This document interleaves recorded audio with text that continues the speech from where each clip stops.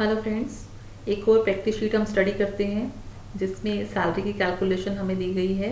किसी एक स्टूडेंट ने कमेंट में डाला था कि सैलरी पर एक वीडियो बनाई जाए, तो उसकी कैलकुलेशंस मैंने यहाँ पर बना दी है। तो देखते हैं, इसमें हमें एक टेबल दिया गया है जिसमें सबसे पहला पॉइंट है create a table according to instruction. यहाँ पर जो टेबल दी गई है हमें सेम इसे स्प्रेडशीट में बनाना है। तो मैंने यहाँ पर पहले से ही इसे बना दिया है, इस टेबल को यहाँ पर बना दिया है। हम इसे थोड़ा जूम कर लेते हैं ताकि आपको इजीली दिख जाए, और इसे भी जूम करते हैं। तो देखते हैं, सेकंड क्वेश्चन है हमारा। इसमें हमें कुछ नेम दिए गए हैं, उनकी बेसिक सैलरी यहाँ पर मेंशन की गई है। और सेकंड पॉइंट है डीएनएस पे इज 40% ऑफ बेसिक सैलरी। यहाँ पर डीएनएस पे हमें कैलकुलेट करना है जो कि 40% है बेसिक सैलरी का इसका। तो हम यहाँ पर कैलकुलेट करते हैं। डीएनएस पे कैलकुलेट करने के लिए इक्वल टू का साइन लगाएंगे, बेसिक सैलरी सेलेक्ट करेंगे, मल्टीप्लाई यानी कि स्टार का साइन 40/100। तो यहाँ पर डीएनएस पे इसकी कैलकुलेट हो जाएगी 10,200। इसको हम ड्रैग करके फॉर्मूला को कॉपी कर सकते हैं, राइट। नेक्स्ट पॉइंट पर आते हैं। मेडिकल अलाउंस हमें दिख नहीं रहा है तो हम इस सेल को थोड़ा सा बड़ा करेंगे। और नेक्स्ट पॉइंट पर आते हैं, पर एक चीज़ यहाँ पर हमने ध्यान नहीं दी, डीएनएस पे में पे नीचे किया गया है और अलाउंस नीचे है, तो हमें भी इसे ऐसे ही करना था। हम यहाँ पर इसे रैप टेक्स्ट कर देंगे छोटा करके, इसे भी थोड़ा छोटा करेंगे एंड इसको भी रैप टेक्स्ट कर सकते हैं ताकि पे नीचे आ जाए। और इसके अलाइनमेंट टॉप की तरफ है, टॉप लेफ्ट, तो हमें इसे सिलेक्ट करके टॉप लेफ्ट करना है, राइट। तो इस तरीके से ये चेंज हो गई है, टेबल में थोड़ी फॉर्मेटिंग रह गई थी तो अभी को कंप्लीट है। तो सेकंड पॉइंट हमारा कंप्लीट हो गया है। थर्ड पॉइंट है medical allowance is 28% of basic and DNS पे। मेडिकल अलाउंस हमें कैलकुलेट करना है, 28% है वो किसका, बेसिक का और डीएनएस अलाउंस का, इन दोनों का टोटल करके जो वैल्यू आएगी। तो देखते हैं, हमें सबसे पहले क्या कैलकुलेट करना है, इन दोनों का टोटल।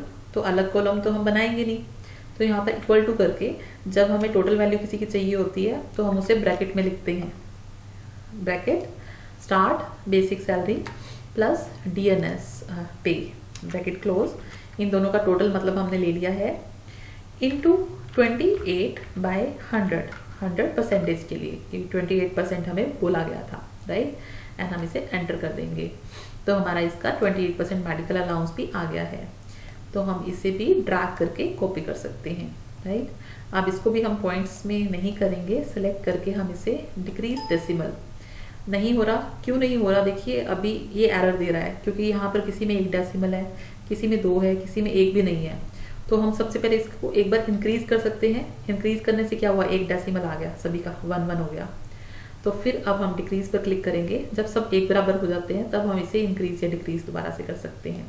तो डिक्रीज करके हम इसे राउंड ऑफ कर लेते हैं, राइट। नेक्स्ट पॉइंट है HRA is 1000 for basic less than 22,000 otherwise 1200। वो कह रहा है कि बेसिक जो है हमारी, जिसकी 22,000 से कम है उसका HRA 1000 रहेगा, और जिनका 22,000 से ऊपर है उसका 1200 रहेगा। 22,000 या उससे ऊपर, क्योंकि यहाँ पर लेस देन वर्ड यूज किया है। अगर किसी की 22,000 होगी तो वो 1200 के स्लैब में आएगा, राइट। तो उसके लिए हम यहाँ पर फॉर्मूला लगाएंगे, इक्वल टू सिलेक्ट इफ का फॉर्मूला हमें लगाना पड़ेगा, bracket start basic salary less than का साइन लगाएंगे, लेसन इक्वल टू नहीं करेंगे 22,000, क्योंकि हमें 22,000 से कम वाले लेने हैं। जिसकी 22,000 से कम है सैलरी उसकी 1000 हो, नहीं तो 1200 हो, तो उसको भी हम कोमा लगा के 1200 वैल्यू लिख देंगे और ब्रैकेट क्लोज कर देंगे। ध्यान से देखते हैं, अगर हमने कंडीशन लगानी है इफ यानी कि अगर B2 यानी कि बेसिक सैलरी, अगर बेसिक सैलरी 22,000 से कम है, लेस देन का साइन, तो कम है तो 1000 आंसर आए, नहीं तो 1200 आए। नहीं तो के लिए हमें दूसरी बार कंडीशन लगाने की जरूरत नहीं है। यहाँ पर अंडरस्टूड है कि अगर ये कंडीशन कंप्लीट नहीं होती तो 1200 दे देगा, राइट। हम इसे एंटर कर देंगे। तो देखिए यहाँ पर 25,500 थी, 22,000 से ऊपर, तो यहाँ पर HRA 1200 आ गया है।